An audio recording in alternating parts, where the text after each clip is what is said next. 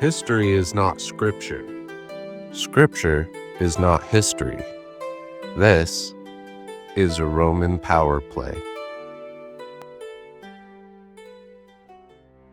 Rome very rarely destroyed its enemies outright. That would be messy, wasteful. The empire was smarter. It swallowed them whole. Conquest was not just land or tribute. It was imagination. Gods were renamed, festivals repackaged, and foreign cults were folded into Roman life. Isis had temples in Italy. Mithras, an Eastern figure, found a following among Roman soldiers. Deified rulers joined the old pantheon. When Julius Caesar was honored as divine by the Roman state after his death, his heir treated that divinity as political capital, calling himself the Son of the Divine. The Roman technique was simple. Take the dangerous thing, give it a Roman face, and watch it lose its bite.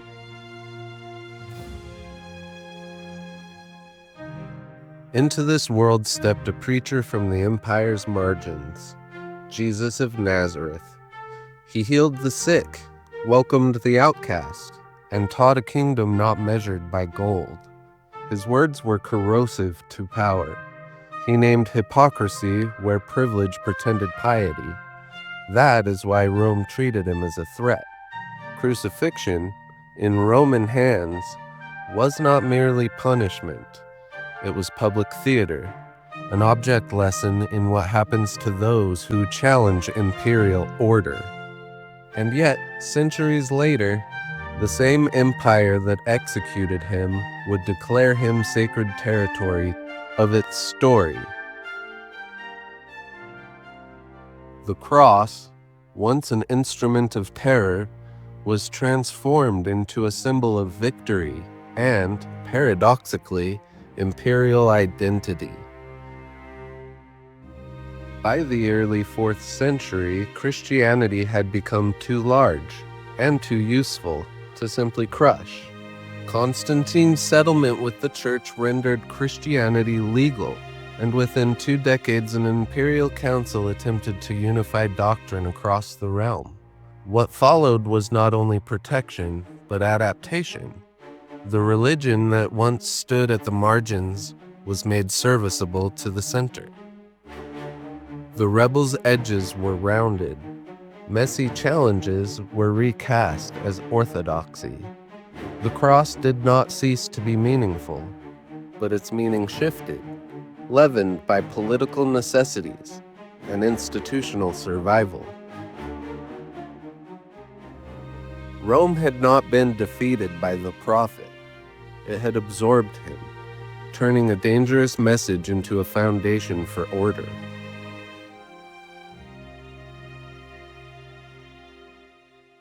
Here lies the paradox. A people can venerate a symbol that once marked their punishment. Generations can give sacred status to what was once the sign of oppression. History appears tidy when told this way. Conqueror and convert sitting in the same image. The empire survives not always by silencing truth, but by reinterpreting it, by making what once resisted into what now legitimates power. The instrument becomes the badge. Empires don't rule only by force. They rule by story.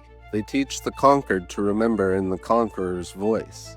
They teach reverence for symbols that once enforced obedience. So the final question is not merely who fought, but who tells the tale. If we mistake the story for truth, if we accept the conqueror's framing without asking whose interests it serves, then we lose the capacity to see other possibilities. Clarity begins with asking, which stories did power shape, and why?